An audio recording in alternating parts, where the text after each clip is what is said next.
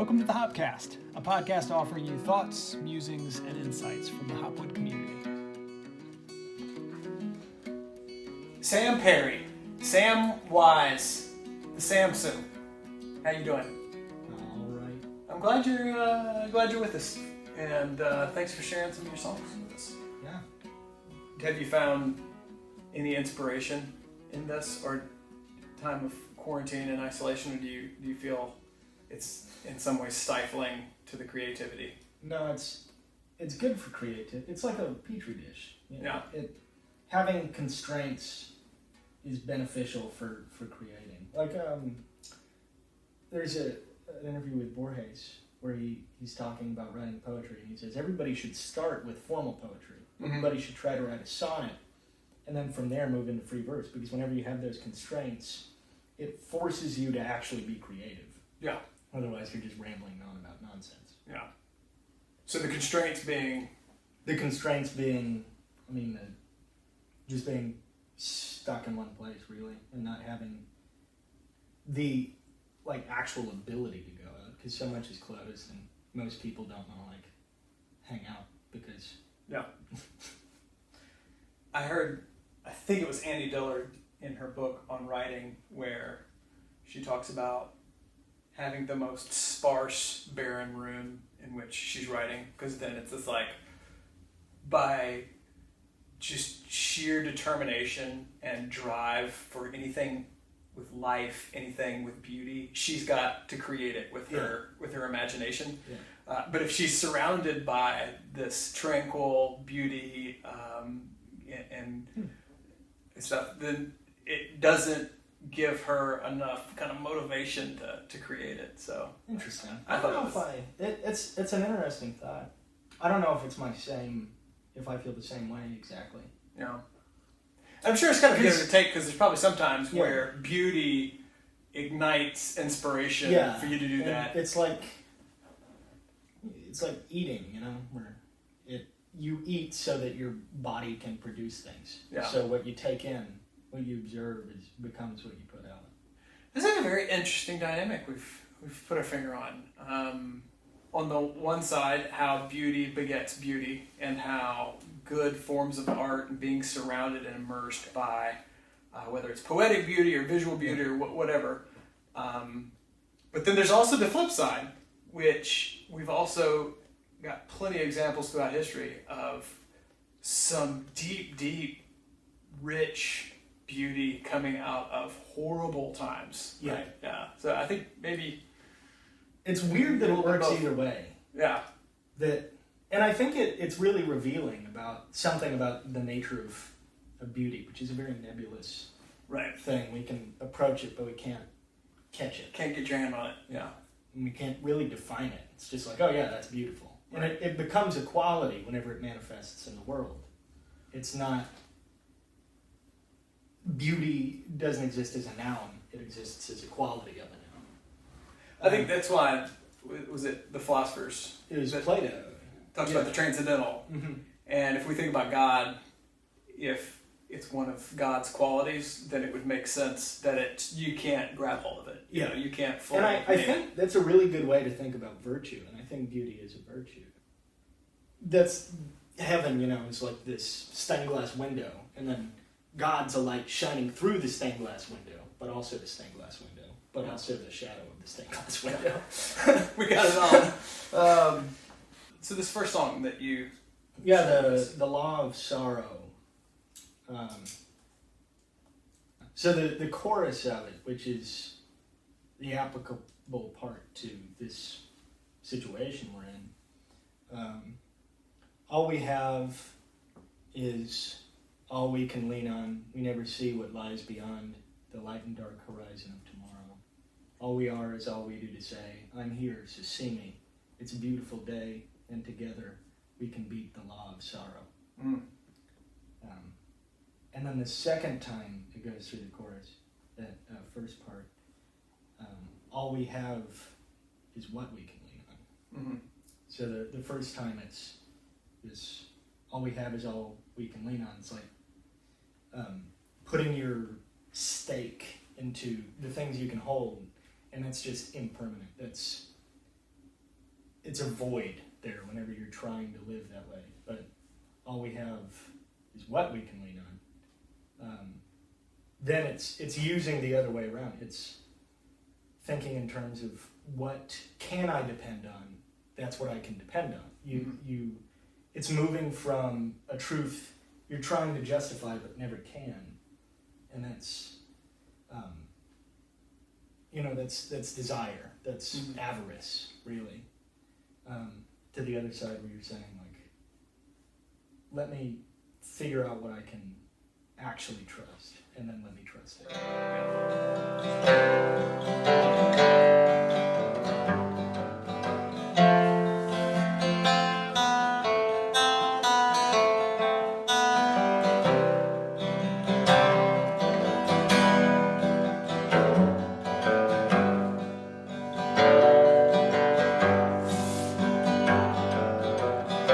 There's a bird in a tree making noise so that I'll see it while the sunset turns all the rivers to blood.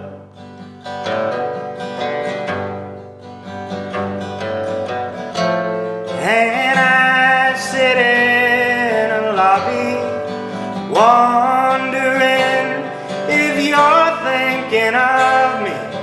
I am a branch that got swept up in this flood.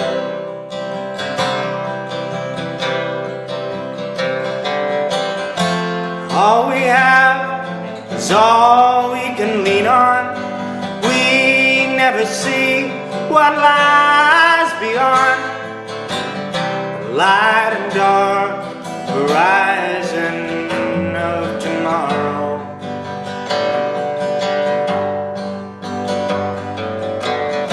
All we are is all we do to say, I'm here to see me, it's a beautiful day.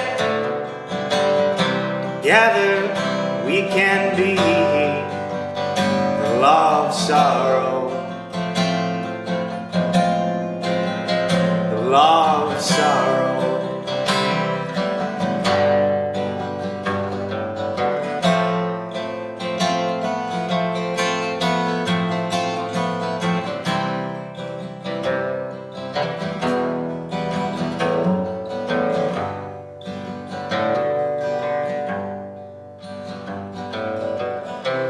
Warm and dark, weary wind twists the graceful sloping limbs. The bird just flitters to a lower place.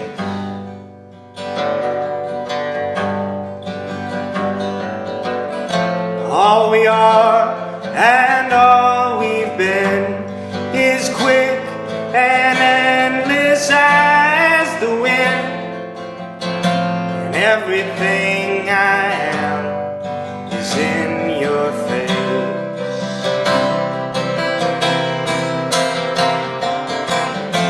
All we have is what we can lean on.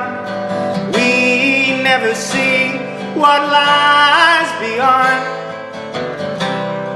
light and dark horizon of tomorrow.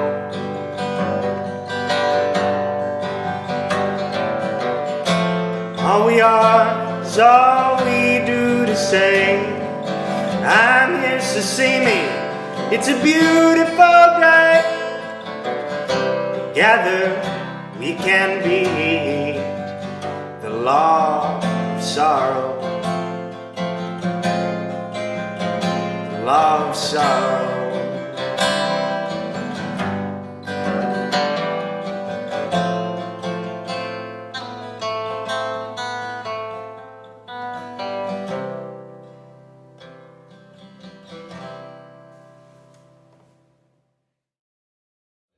I mean, we're dependent on so many things, and so many like larger systems, and those systems are now failing us.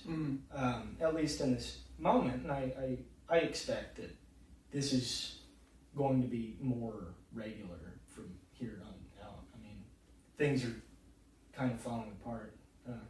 It's the wheel's spinning too fast, Yeah. too far from the Or could you just say it reveals how fragile yeah. everything is, and it's not. It was always this fragile. Yeah, but we exactly. had a sense of hubris and pride Yeah. that, like, And that's what we can take this for the granted. second song, the Farmer's Song, is about. Yeah. If you don't know what you live on, do you know you live at all? Mm.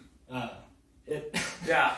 Well, let's move to the second song. What was the title of it? Whistling for My Home. Whistling for My Home. Yeah. Okay. Say a little bit about why you chose that. Well, I thought it was a good line. I was just trying to come up with a title, and I picked a good line, but it's one that works. Like the degradation of farming land, that's something that really I find morally reprehensible, and I hate that that's the way it is, that we have put our importances in such an order that we would be willing to degrade our land in order to grow something we can't eat. Yeah. Like, what are you referring to specifically? Corn. Oh, yeah. Corn. The corn that we spend most of our farmland on, and it is spending our farmland. We're losing topsoil. Right. And And then the sheer percentage. we're also poisoning rivers. Right. The percentage of that corn then that The we don't actually there consume. maybe 1% is like directly edible. The rest of it goes to is hard it gets turned into animal feed, and it gets turned chemistry into Right. edible products. Right. That like corn syrup and all these things that there's no previous demand for. It's purely the incentives of the economic system that have created this need, which has now become something that we've all come to depend on. And so that's what the song's. I mean, looking at it as a protest song, that's what it's protesting. Yeah. But it's also deeper than that. I mean, there's in Hebrew ethics, there's the idea of the land is something that we. It's a moral agent. Oh, in and of absolutely. itself. And written into the law, into the Torah is yes, the land is here to yield fruit for your goodness, but at the same time, written into the law is you also have to care for the land.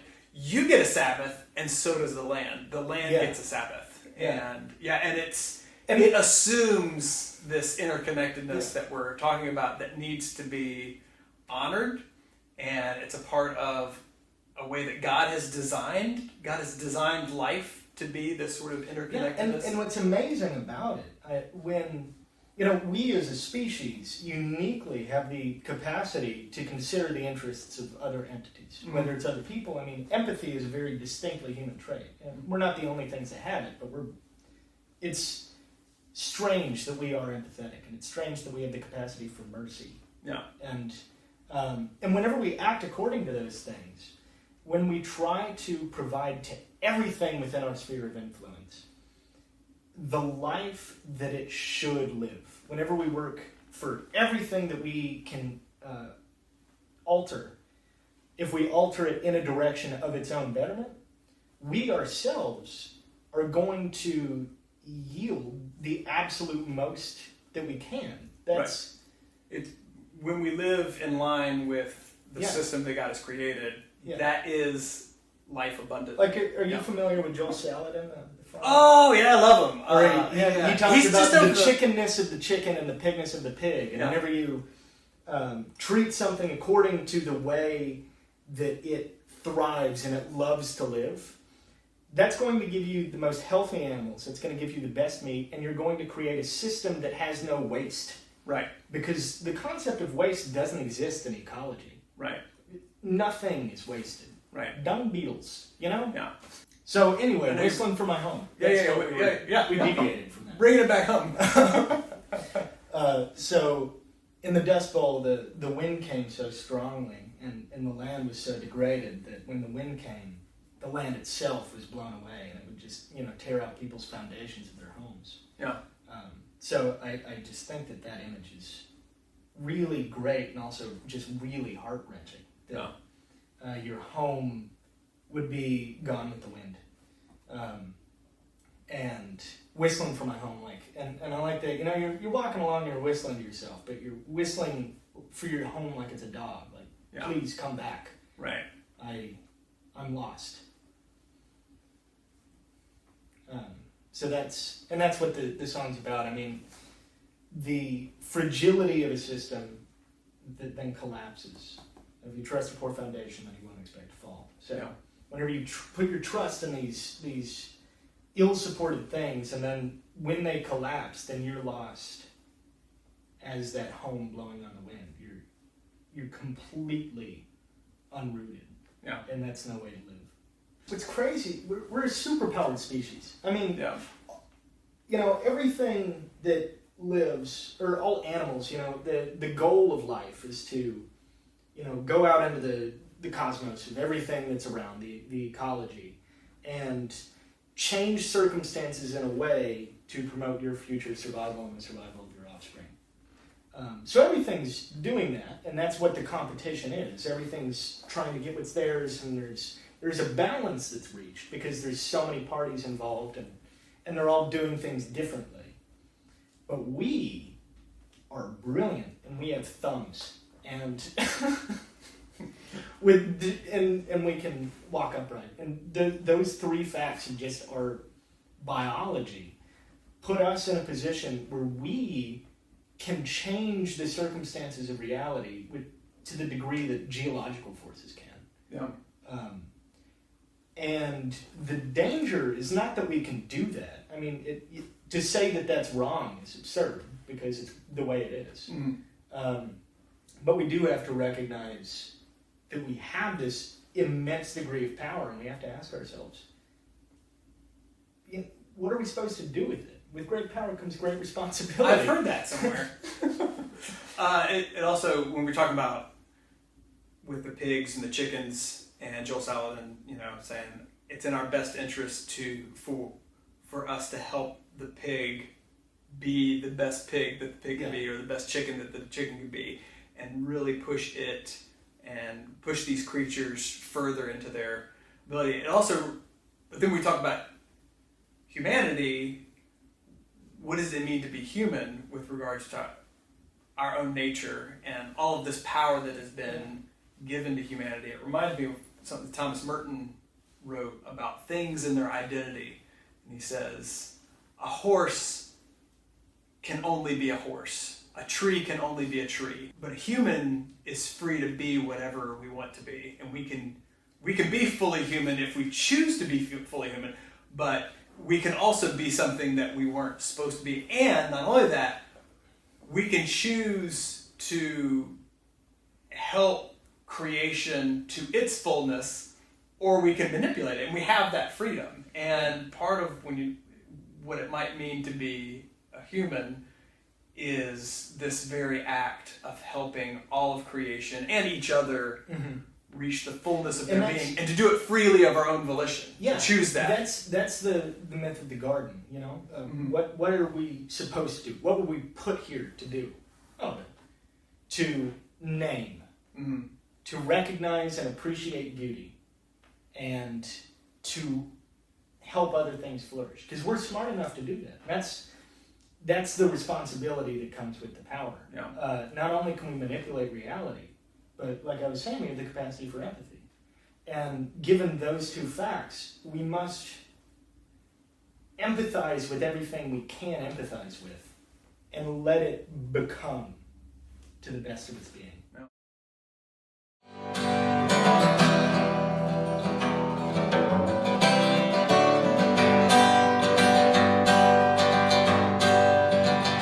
I'm a farmer,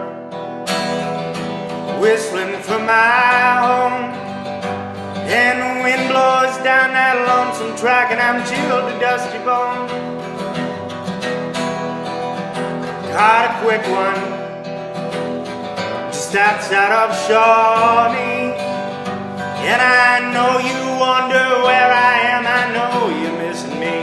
And when the last fruit tree in California shrivels at the sound of some cruel command,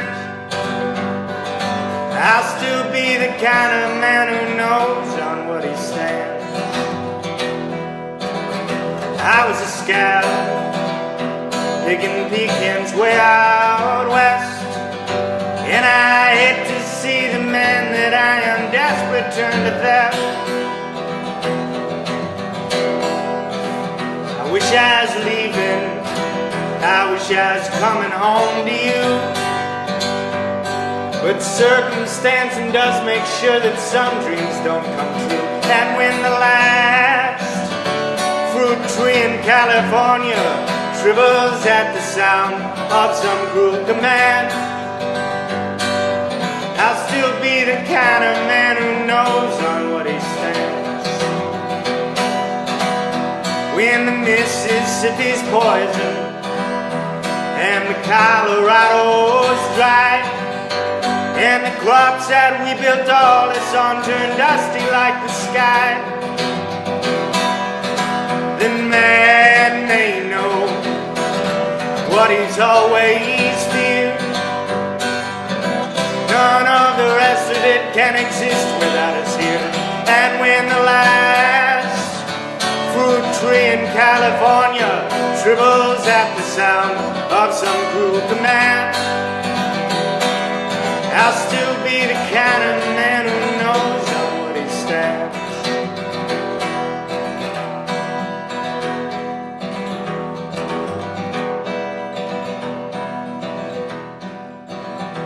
If you don't know what you live on, do you know you live at all? If you trust a poor foundation, then you won't expect to fall.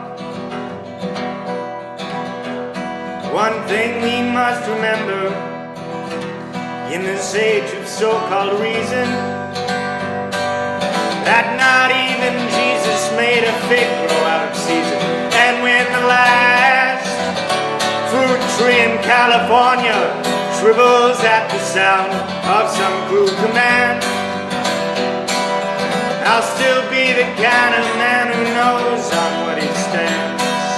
I'll still be the kind of man who knows on what he stands. I'll still be the kind of man who knows on what he stands. I'm a farmer, whistling for my home, and the wind blows down that lonesome track, and I'm chilled to dusty bone.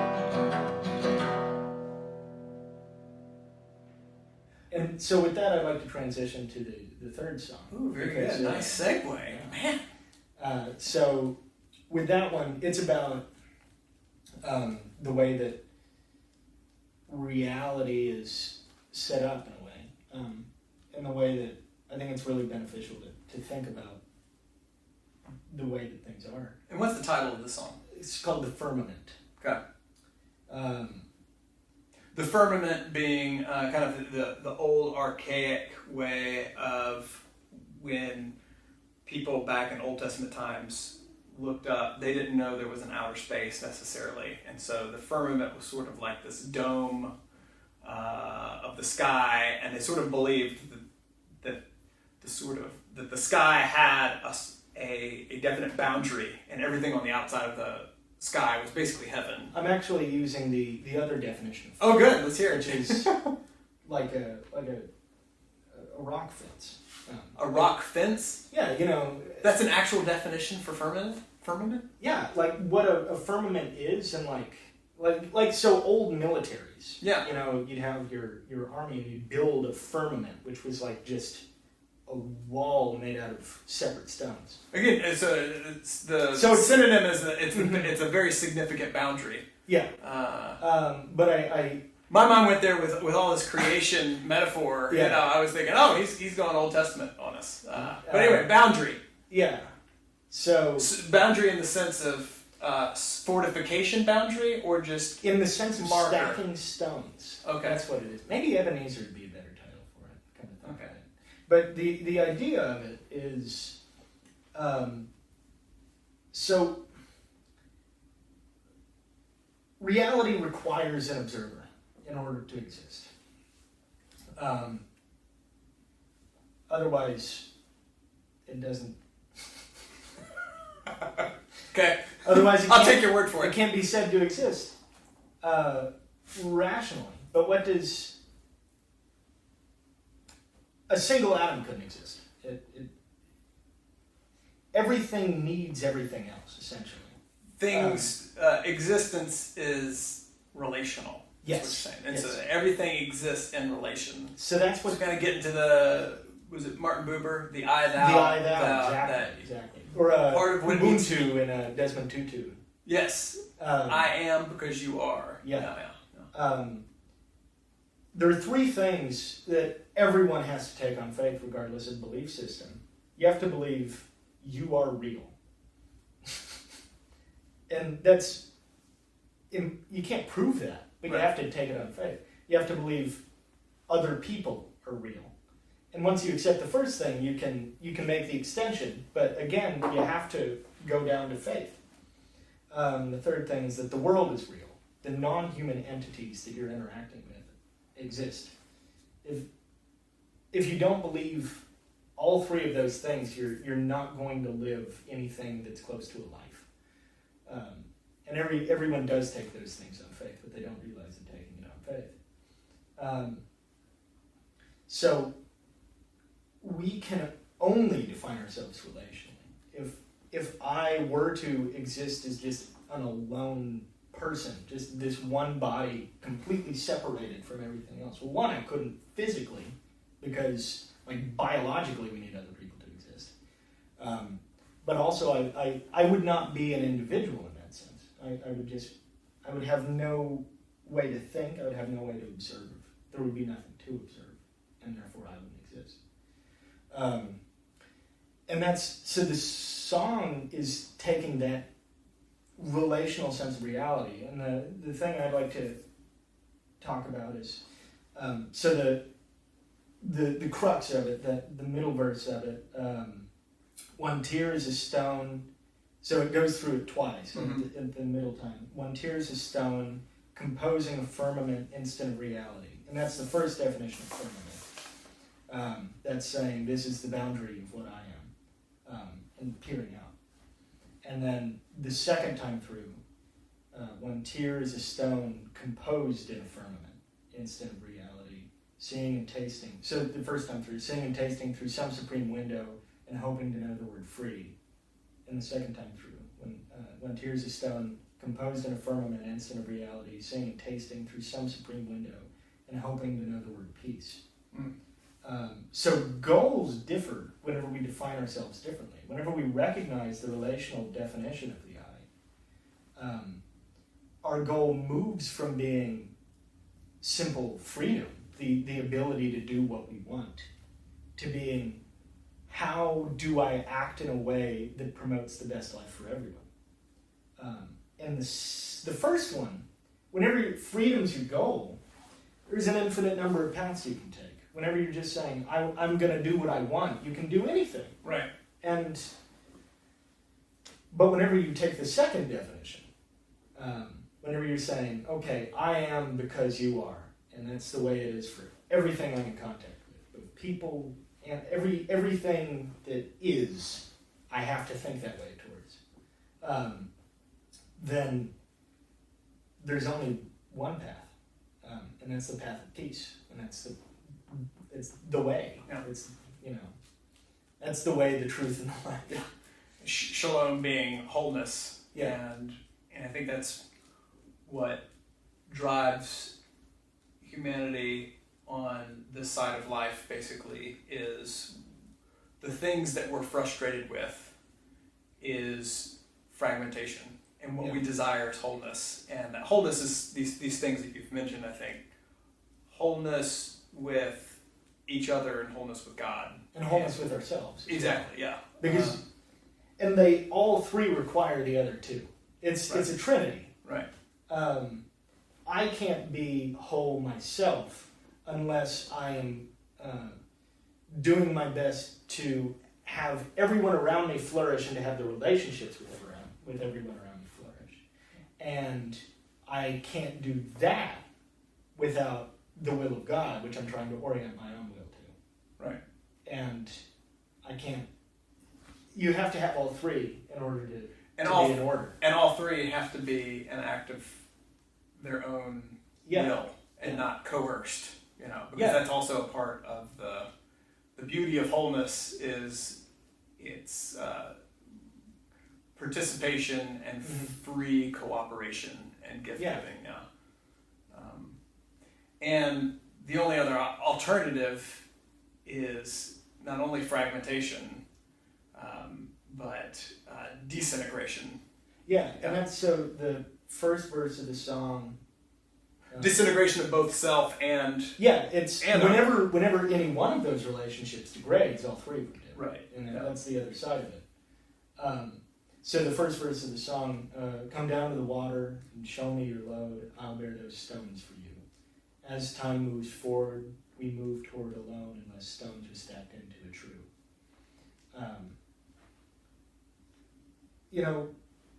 Who's the I in the song?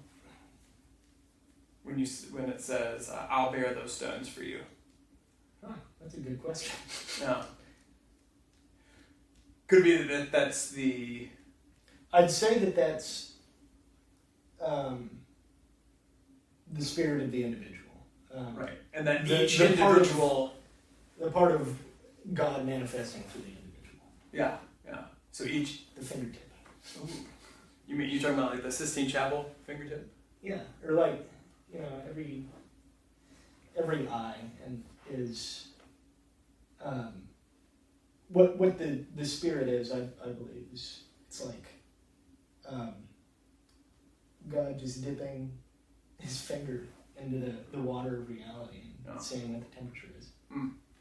But that's everyone and that's everything at every scale. Right.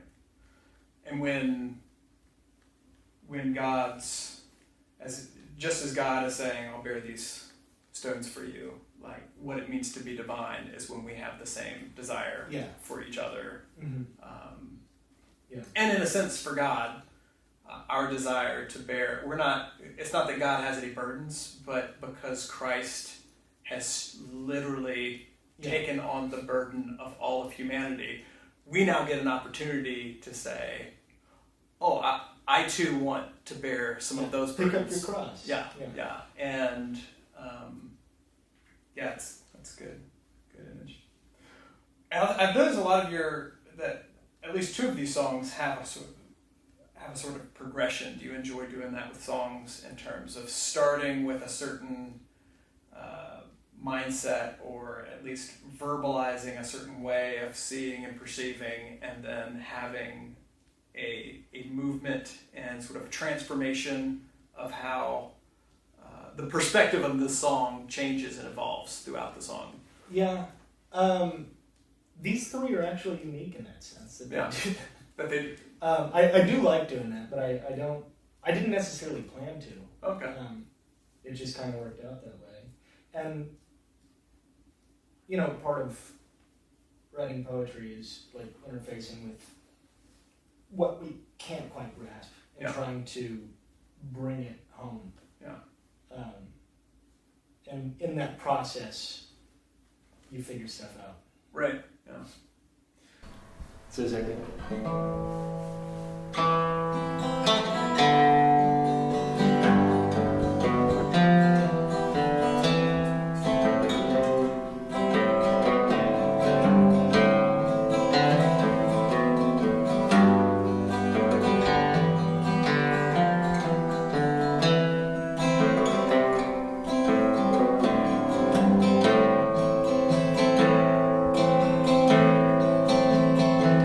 Come down to the water, show me your load, I'll bear those stones for you.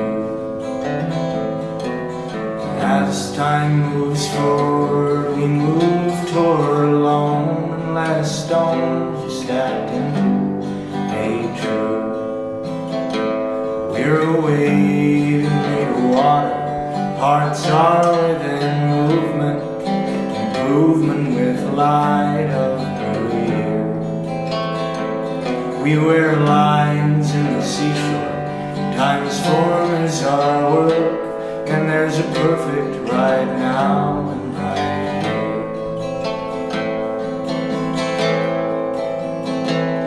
One tear is a stone,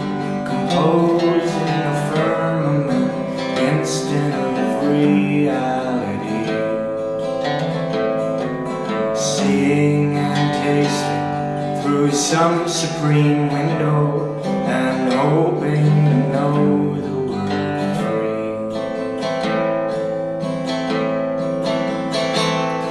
We wear lines in the seashore, time's form is our work, and there's a perfect right now and right here.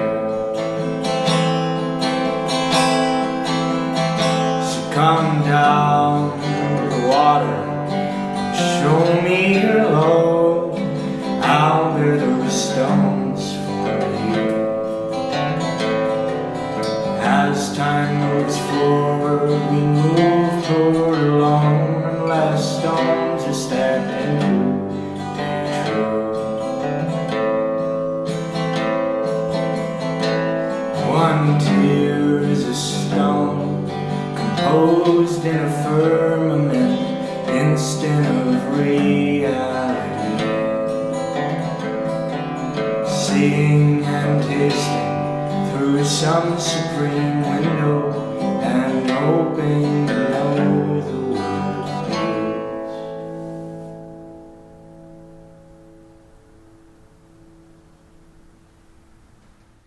Well, Sam, thank you for sharing, and I'm glad we got to share space at a distance, at a safe distance. Yeah. But it's been good. Well, peace. Thanks for joining us again for this installment of the Hopcast.